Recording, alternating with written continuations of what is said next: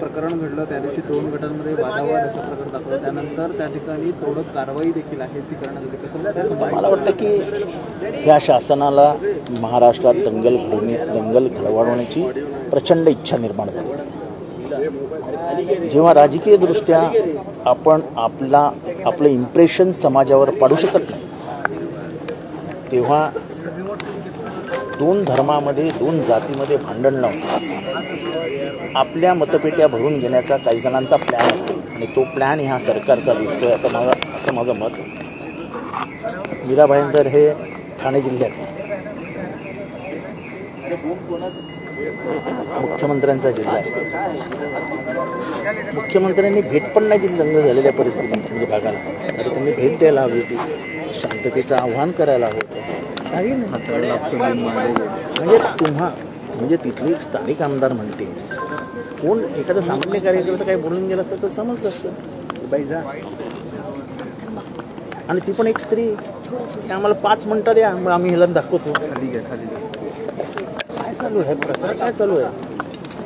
मी दोन्ही समुदायांना आव्हान करतोय, ह्यांना बळी जाऊ नका. ह्यांची घरं जळणार नाहीत, जळणार ती गरीब माणसांची घरं, तोडली जाणार ती गरीब माणसांची घरं.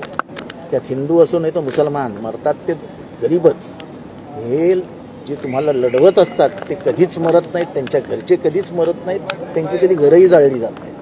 त्यामुळे तुमच्या माध्यमातून मी मीरा भाईंदरमध्ये आजपर्यंत कधीच असं झालं नव्हतं. मीरा भाईंदरचं नयानगर किंवा मीरा भाईंदरच्या नयानगरच्या बाजूला असलेली विविध समाजांच्या वस्त्या, त्याच्यामध्ये कधीच तणाव निर्माण झाला नव्हता. अचानक काय झालं?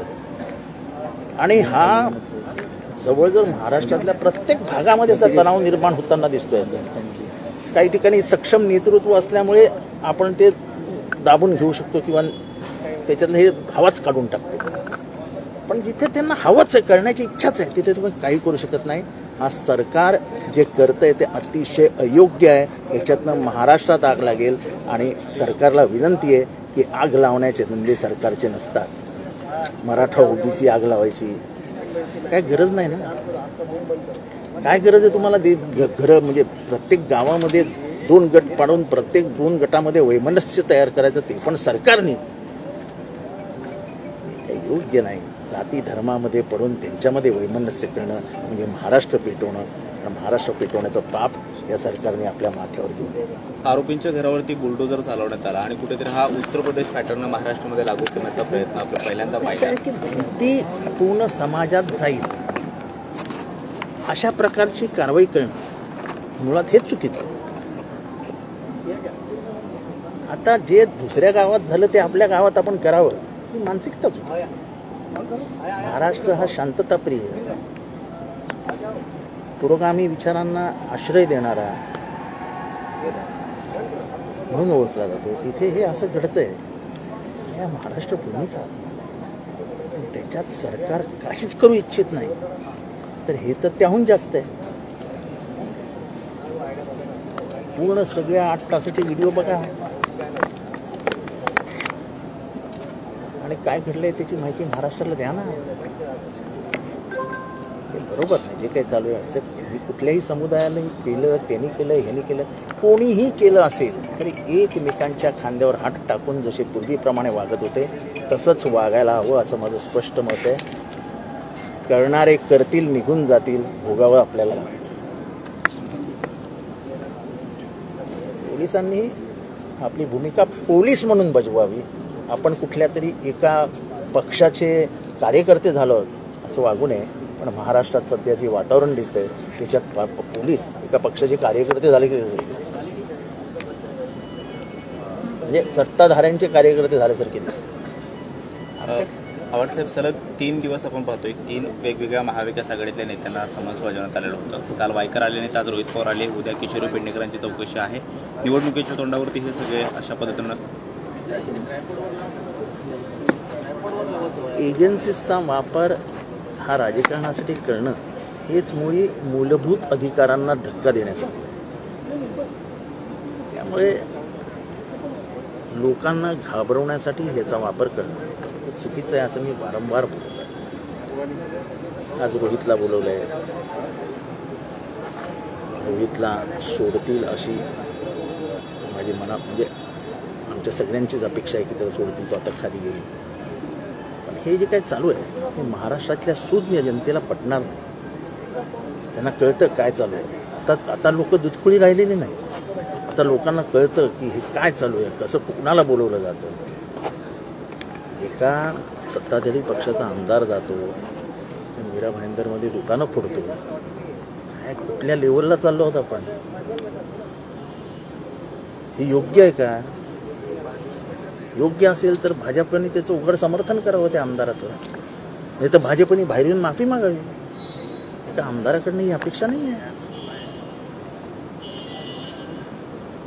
म्हणजे तुम्ही जर आगी लावण्यासाठी पूर्ण वातावरण तयार करत असाल ते अतिशय योग्य.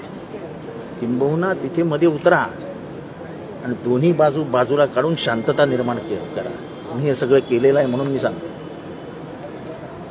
हिंमत असावी लागते. दोन्ही जमाव समोर उभे आहेत, मध्ये जाऊन थांबायचं आणि सांगायचं तुम्ही इकडे जा, तुम्ही इकडे जा. अजिबात लपडं नाही पाहिजे. तुम्ही आता म्हणालात की भाजप केंद्रीय तपास यंत्रणांचा गैरवापर करत आहे. 2019ला निवडणुकीच्या तोंडावरती शरद पवारांना ज्यावेळी नोटीस आलेली होती त्यावेळी अजित पवार यांनी सुद्धा असंच वाक्य म्हणाले होते की भाजपकडून केंद्रीय तपास यंत्रणांचा गैरवापर. अजित पवारांना विचारा ना, काय संबंध. आता हे समीकरण बदललं का? तेव्हा असं म्हणणारे अजित पवार 1 तारखेला जुलै 1 तारखेला विरोधी पक्ष नेता म्हणून देवेंद्र फडणवीस आणि एकनाथ शिंदेंवर टीका केली की समृद्धीचा ब्रिज कोसळतो कसा, याच्यात प्रचंड भ्रष्टाचार झाला आहे. आणि दुसऱ्या दिवशी त्याचे 24 तास उलटत नाहीत, म्हणजे 24 तासाच्या आतच त्यांनी शपथविधी घेतला. अजित पवारांबद्दल मी काय बोलू शकतो? तेवढा मोठा नाही अजित पवार. खबर साहब बीते 9 घंटे से रोहित पवार से ईडी पूछताछ कर रही है. ईडी को अधिकार है ना पूछताछ करने का, पूछताछ करने का अधिकार है. लेकिन प्रेशर टेक्निक यूज किया जा रहा है क्योंकि प्रेशर कुछ नहीं होता, उनका स्टाइल रहता है पूछताछ करने. हर एजेंसी की अपनी अपनी स्टाइल रहती है. तो पूछताछ के बारे में हमें कोई डर नहीं लगता है. हमको कानून पे भरोसा है और आखिर में सत्य. सर, बड़े गंभीर आरोप लगे हैं बारामती एग्रो कंपनी. शायद आपको क्या आरोप लगे हैं ये मालूम नहीं है. बड़े गंभीर आरोप बारामती एग्रो पे नहीं लगे हैं. मालूमात जब वो बाहर आएंगे तो वो ही दे पाएंगे.